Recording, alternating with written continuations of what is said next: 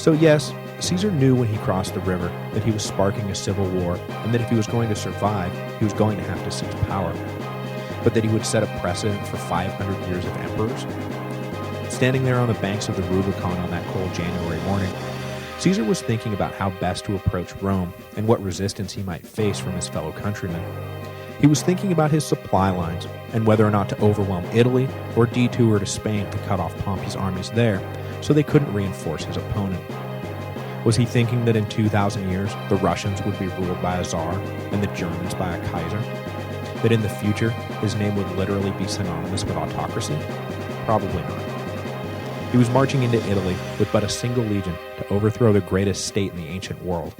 He had other things on his mind. The reaction in Rome was exactly what Caesar hoped it would be. The Senate heard that he was invading and immediately fell over themselves, calling for Pompey to save them. The old general had 2 legions at his disposal, but critically, no one seemed to know how large of a force was marching on Rome. The last time Pompey had checked, Caesar only had the 13th with him. Surely he was not foolish enough to invade with just a few thousand men. So it was safe to assume that the outlawed general had been reinforced. Pompey's imagination got the better of him as he pictured Caesar coming south at the head of 10 veteran legions. It would be suicide to stay in Rome. So Pompey, playing right into Caesar's hands, ordered an immediate withdrawal of the city. He would take his legions, and anyone else who cared to come with him, to Brundisium, and from there they would sail for Greece. The senators were appalled, but Pompey calmly explained that the East was where he had made his name, and he had a string of clients willing to support their patron at the drop of a hat. Caesar could have Rome for now, but the occupation would be short-lived. Pompey would gather a massive army in Greece, and then return to Italy to crush the upstart. They were welcome to stay in Rome and await Caesar's arrival if they wished, but he was going to Greece. The Senate, almost to a man, followed. They didn't even bother to lock the gates. On his way south, Caesar found most of the Italian towns amenable to his approach. This he considered a blessing, as he desperately wanted there to be no resistance whatsoever. Despite the propaganda he was issuing about how he was the victim, and how he was the true defender of the people, and how he was the Republic, he knew full well that he was committing treason. If he was going to skate through this, he would need his fellow citizens to be complicit in the whitewashing of his coup d'etat. The last thing he needed was to be seen killing and pillaging peaceful Italian towns. At one point, though, a city garrisoned by a conservative general did attempt to hold out, but Caesar managed to convince him to surrender without spilling blood. When the general and his captains emerged from behind the walls, they fully expected to be executed, but Caesar released them, going so far as to tell them that they could go join up with Pompey and continue to fight him if that's what they thought was best. Everyone was shocked by this display of leniency. Caesar didn't even make them promise not to oppose him in the future. But Caesar knew exactly what he was doing. He was weaving a spell of legitimacy around himself, and the spell would only work if he didn't give anyone an excuse to point out that he was engaged in criminal conquest. There could be no martyrs. He was the friend of everyone, even his enemies. It drove both his friends and enemies crazy, but the people caught in the middle would remain on the sidelines as long as Caesar did nothing to provoke them. With Pompey headed south with a head start, Caesar's main motivation at this point was not to make straight for Rome, but rather to march for Brundisium as fast as possible and try to cut off access to the port city, if he could keep Pompey from the conflict before the end of the year. As the two armies raced for Brundisium, envoys from both camps traveled back and forth, exchanging proposals and counter-proposals to secure a peace before things got out of hand. More than anything, Caesar wanted to meet privately with Pompey. If the two of them could get together alone, he was sure they could hash out a peace. But the Senate was adamant that Pompey not agree to the terms. They were certain that dynamic Caesar would convince old Pompey to sell out the Senate and renew their previous alliance.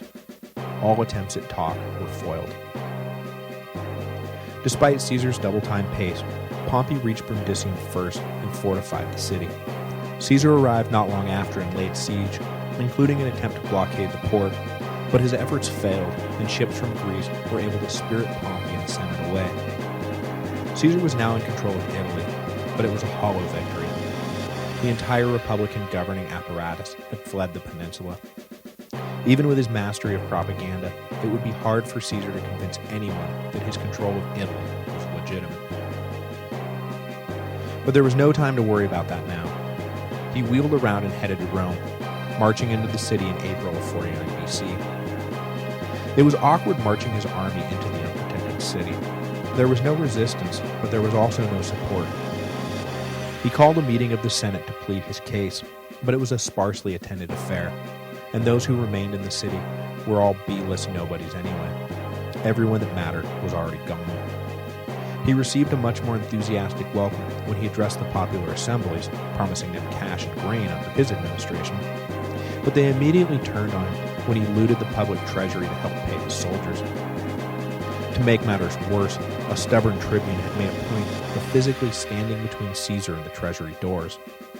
After making such a big deal about the treatment of Mark Antony, Caesar's hypocrisy was in full display as he threatened to kill the obstinate tribune if he did not clear a path. After seizing the cash and resupplying his army, Caesar was savvy enough to know that he'd best get out of the city before he damaged his standing any more than he already had. This was a political conflict as much as it was a military affair, and losing on either front would cripple his long-term goals. Though he had done himself no favors with his conduct in Rome, military victory would go a long way towards solving his political problems. So leaving Mark Antony in charge of the city, Caesar led his legions out the gate. Caesar decided to put off chasing after Pompey for now, and instead resolved to neutralize any support that may come in from Spain. In an amazing 27 days, Caesar marched his legions from Rome to Spain, picking up additional forces in Gaul along the way. He entered Hispania with some 30,000 troops, intent on taking the Spanish legions out of the fight before Pompey could figure out how to put them to good use.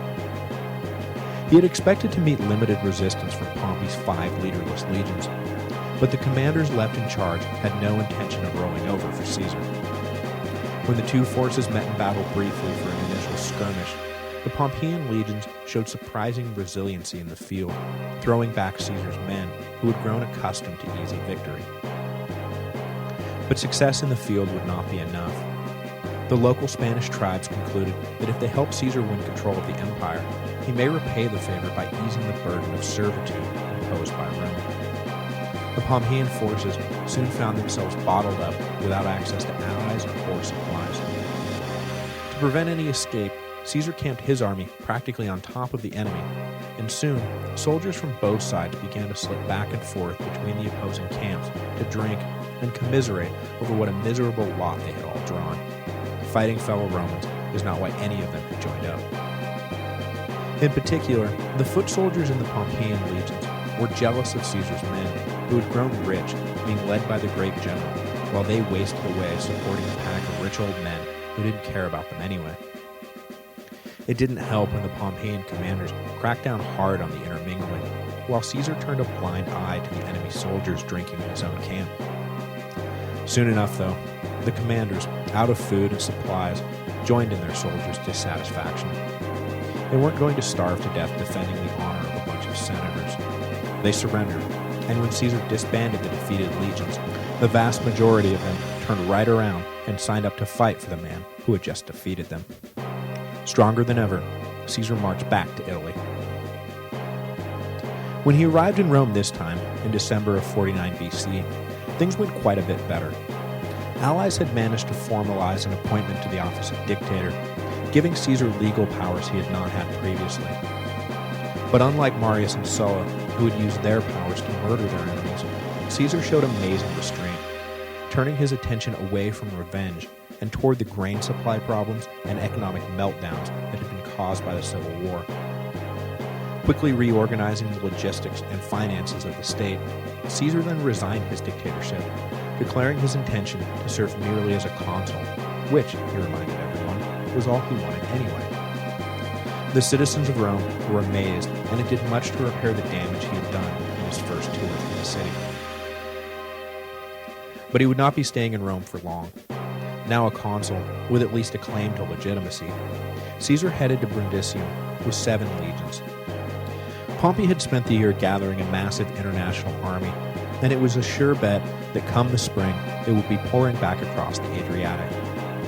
Most troubling for Caesar, who knew that his best shot lay in taking the fight to Pompey in Greece, was the fact that Pompey had some 600 ships patrolling the Adriatic, an impossible blockade if Caesar played it by the book, which clearly stated that he had to wait for spring, and that no one sailed the whole army across the Adriatic in winter. So Caesar threw the book out and ordered an unprecedented January crossing. If not for their fanatical loyalty, Caesar may have been faced with a full-blown mutiny, but instead, his soldiers jumped into the crazy plan with relish. Even crazier, Caesar only had enough ships for about half his troops. He would have to send one convoy across, hope it could run the blockade, survive the dangerous seas, and hold a beachhead totally outnumbered in enemy territory. The odds of making it across unscathed one time were long, but Caesar then planned to do it all again a second time to better favor the bold. Pompey's fleet, ironically led by Caesar's old consular rival Bibulus, was totally unprepared for the January crossing, and Caesar led the first wave across intact and unchallenged. Enraged and embarrassed, however, Bibulus was well prepared for the second wave and prevented them from crossing. Caesar's old nemesis died not long after, and it was remarked that he had exerted himself so much in the wintry seas that he had literally worked himself to death. But he had left Caesar with half an army on the far side of the Adriatic, a fine parting gift from a man who had for so long been a thorn in Caesar's side. We'll leave Caesar there for now, camped in Epirus with half an army, surrounded by enemies. However, as next weekend contains both my own birthday and the soon-to-be Mrs. History of Rome's birthday, it'll be an extra week before we get to the final confrontation with Pompey at Pharsalus. The History of Rome will be back in 2 weeks for Caesar's final victory over the Senate and his return to Rome as the sole master of the greatest empire in the world.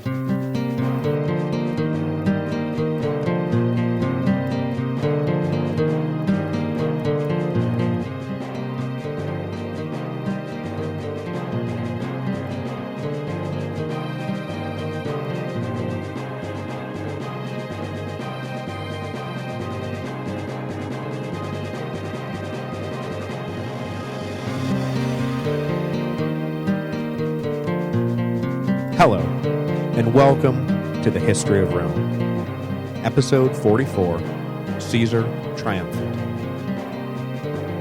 Last time, we left Caesar in a somewhat precarious position. Sorry about that, Caesar. On the far side of the Adriatic with only half his army.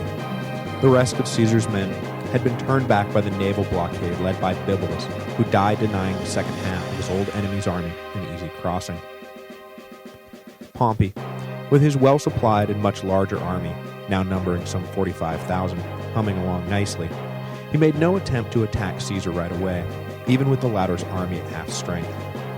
He knew that Caesar was in a rotten position, and would soon discover that food for his men and horses would be hard to come by in this hostile country. Let the rebels starve. Best case scenario, they eventually surrender, and no more Roman blood is spilled. Worst case scenario, they refuse to give up, and Pompey's well-fed army crushes Caesar's exhausted and starving troops. The smart play was definitely to wait. The contrasting styles of the two generals could not be more apparent during the coming campaign in Greece. Pompey was careful, methodical, and well-organized.